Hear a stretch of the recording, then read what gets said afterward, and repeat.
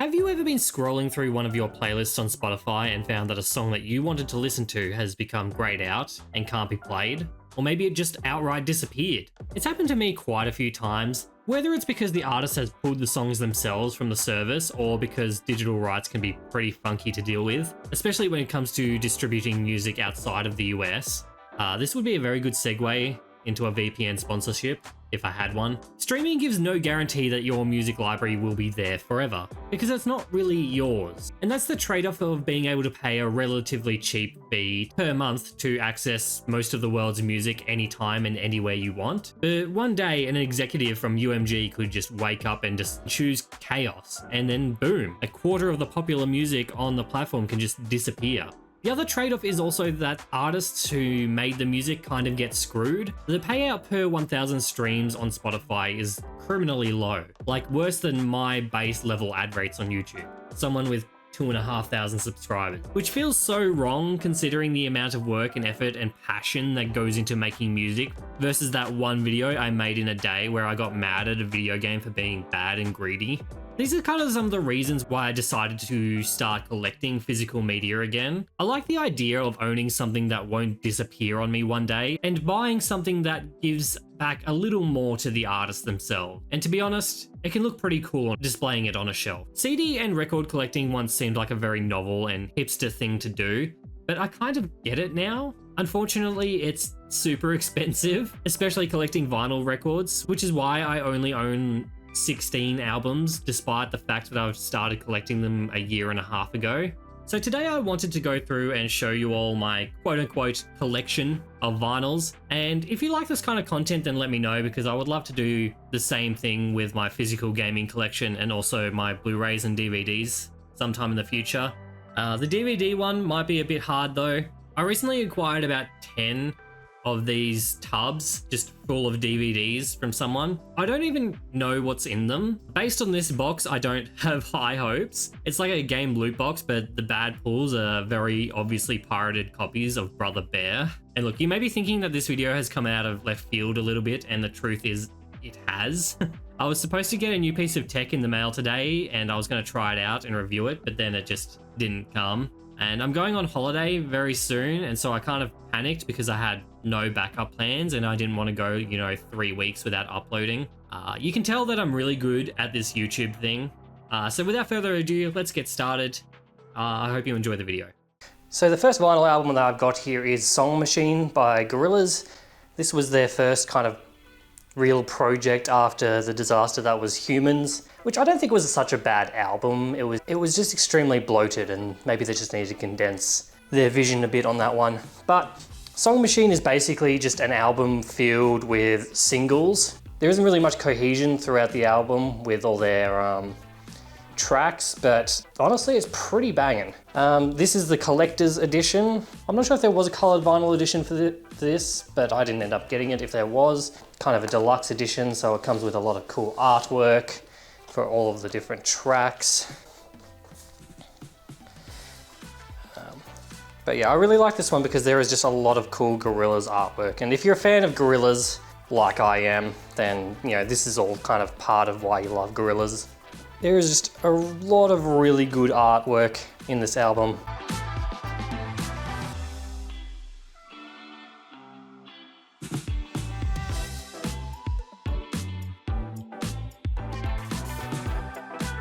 I think I've even got the artwork, one of their artwork books around somewhere, which I should have brought out for this. Tons and tons of cool artwork. Pretty much one for all of the singles that were released for this album. I'm not sure if we're ever getting a season 2 of Song Machine. I hope we do, because the first one was pretty cool. This one was a really cool buy. I reckon my favorite track from this album is Aries. It's got that featuring Peter Hook from New Order. Oh my god, it's so cool. Keeping in the vein of special edition albums, I have got the 10th anniversary edition of Miami Horror's Illumination. If you don't know who Miami Horror is, they're kind of an electronic indie band from Australia. The song that you most likely would have heard of theirs is Sometimes, which was featured on the GTA 5 soundtrack and probably the most famous song. Look, I love this band. These guys are really cool. So yeah, it was a no-brainer to get this 10th anniversary edition. It also came with a t-shirt, which you've probably seen me wear in a couple of my IRL videos. I love that shirt. This one also came with a cool little poster. And it also came with a tote bag and a pin, which is somewhere in my room.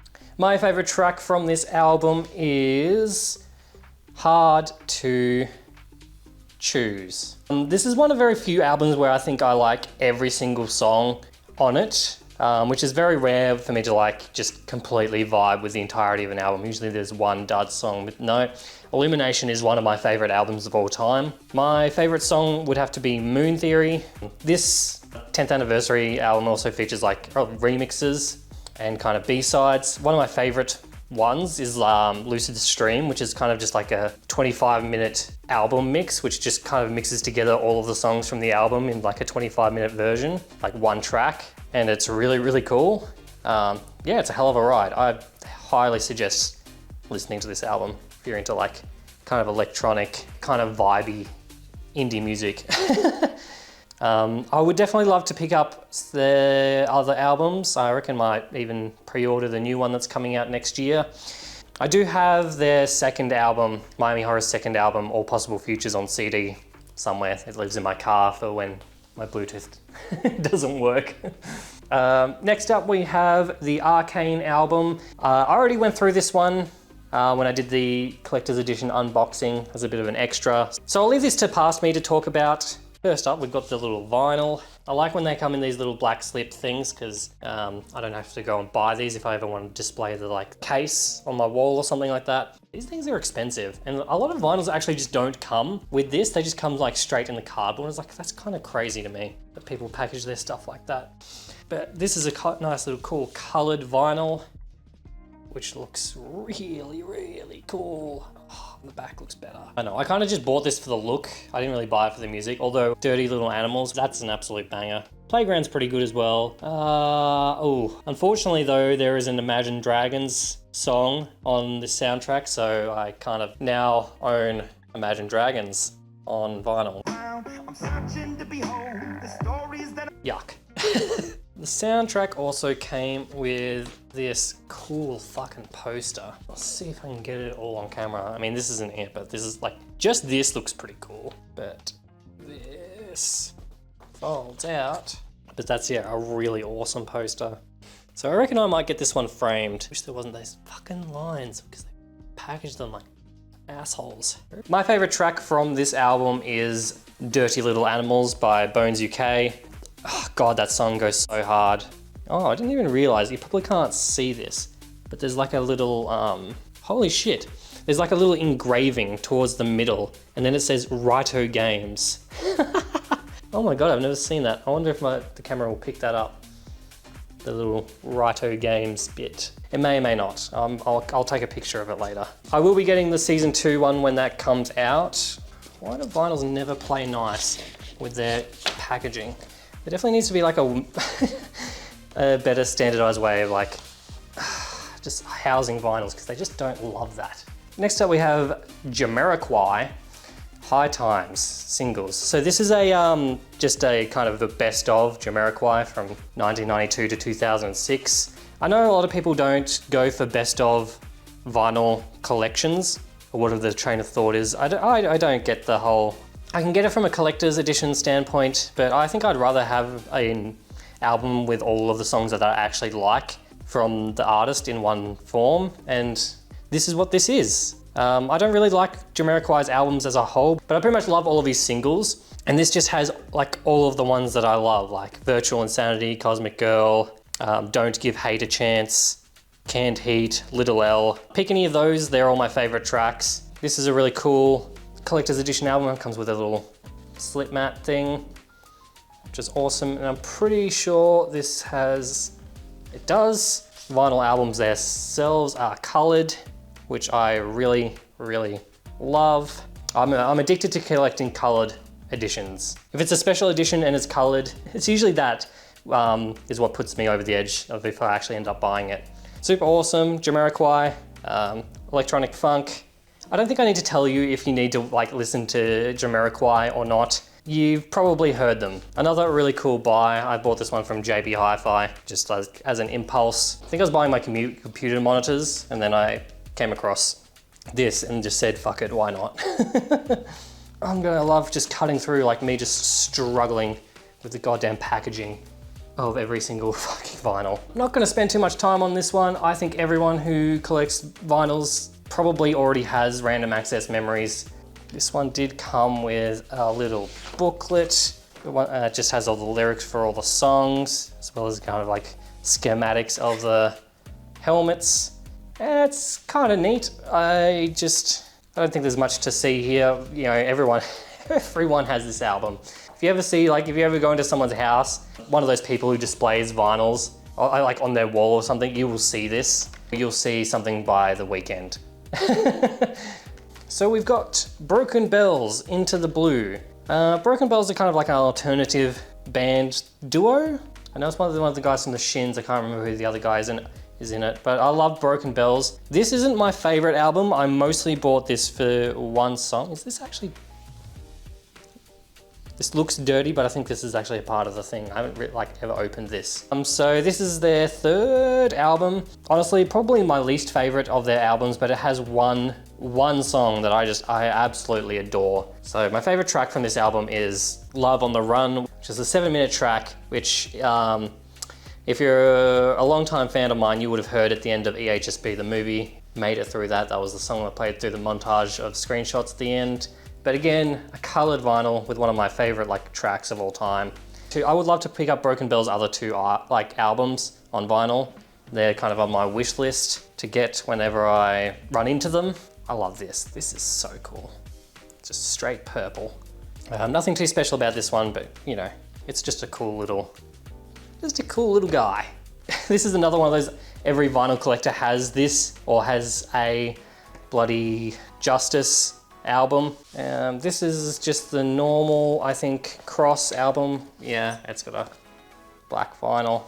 Nothing too crazy about this one. My favorite track from this album is DANCE. These guys are so cool. Electronic, you know, you've definitely heard of them before somewhere out there.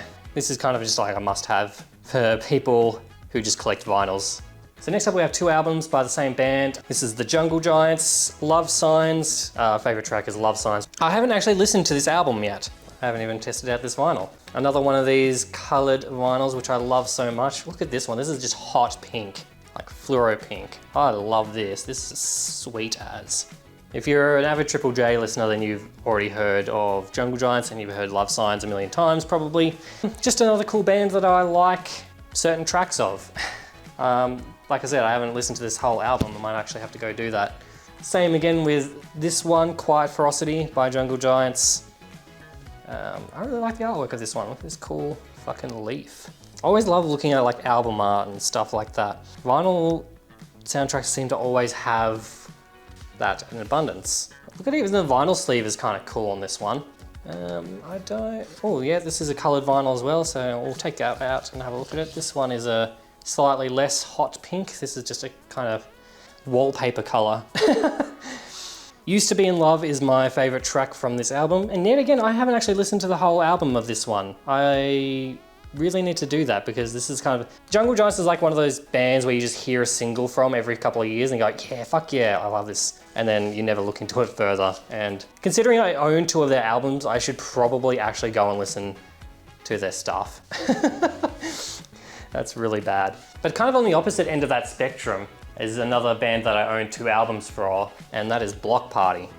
I love Bloc Party and I've listened to all of their albums. This was a 2018 reissue. I think this is not the original issue, Silent Alarm.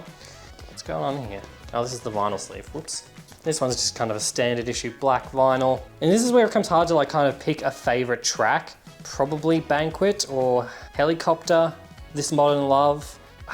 They're all absolute bangers. I saw these guys live last year and it was really, really good. I would highly recommend seeing Bloc Party live, just for the sole fact that their music sounds so much better. especially their new stuff. I didn't like their new album that much, but when I heard some of them play some of the tracks live, it was like, oh, I get it now. I get what they were going for. And you know, while their newest album, Alpha Games, wasn't that great, liked the songs that they played live, I kind of found a new appreciation of them. Also, we've got from Bloc Party, Weekend in the City. This is definitely my favorite album from them. This is the 2024 reissue, which thank fuck they did a reissue for this one.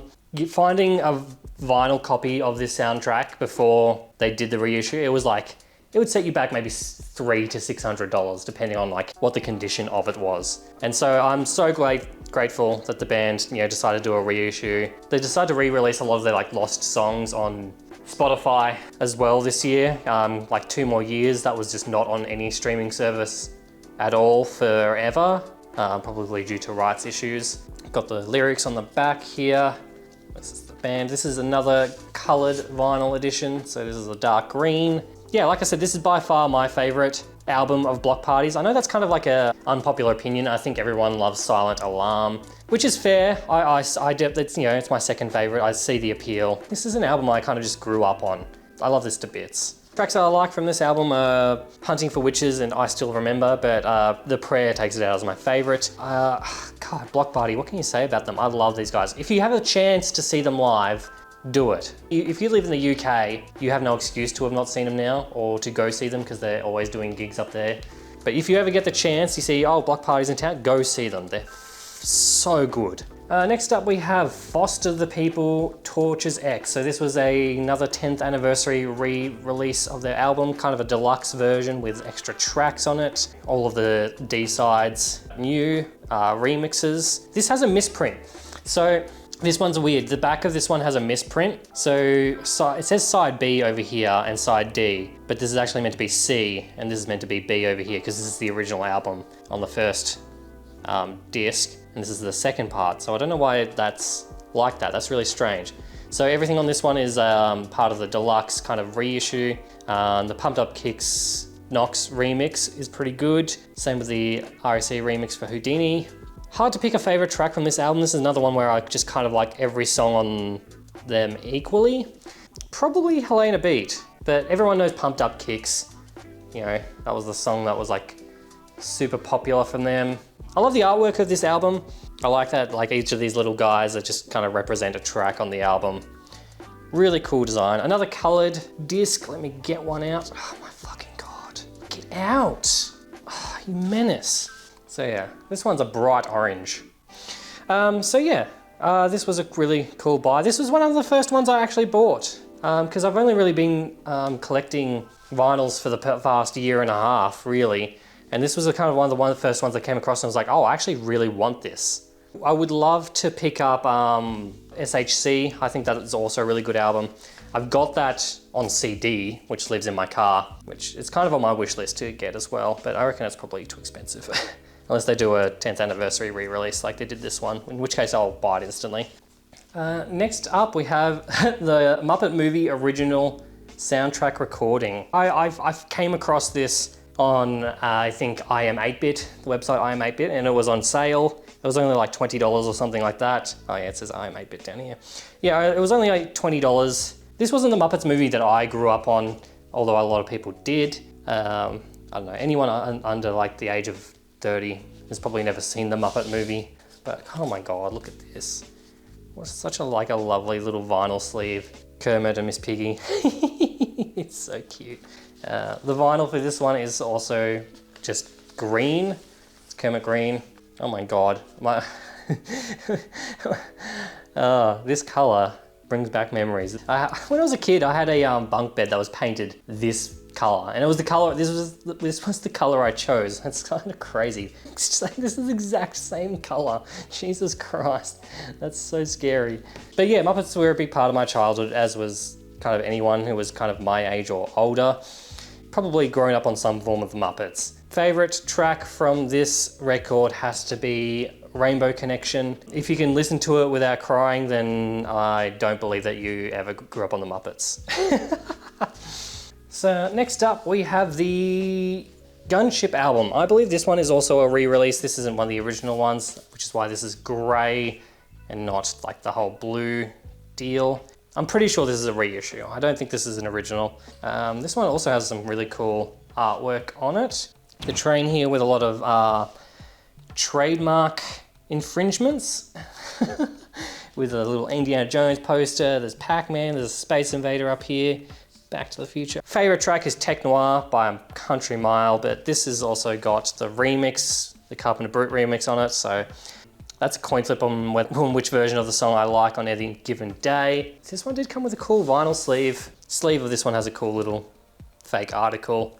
I would love to pick up Dark All Day at some point. I really liked that album. Almost pre-ordered the third album from Gunship, which was Unicorn, but I didn't really like the album art on that one. Although I really loved the look of the vinyl itself, but unfortunately I just didn't pull the trigger on that one, and probably for good reason. I didn't really like that album as much as the other two from these guys. Fantastic album. If you're into synthwave, give this a listen. This is a vibe. Coming towards the end, we've got 2 vinyls left, and they're both video game soundtracks. The first one is or the original RuneScape soundtrack. Don't ask me why I own this. I don't remember buying this or why I bought this. I think it's a cool little piece of memorabilia to own. I don't think I'm ever gonna like sit down and put this on. Like, who would ever just sit down and listen to the RuneScape soundtrack on vinyl? It sounds like a waste. I'm not sure how much more fidelity that you could get out of it. Or maybe I'll go put it on and we'll see. I know the song that you all want to hear. Looked at this one yet. This one is also a cool colored vinyl. I'll get one of them out. This is completely, holy hell, look at this. It's just full on gold. That's sweet. Oh my God. I didn't expect the RuneScape soundtrack to, the RuneScape vinyl to look so bougie. Yeah, of course my favorite song from this album was probably going to be C72 or Barbarianism. Both are on the same side of the track, so I'll put it on. Have a look.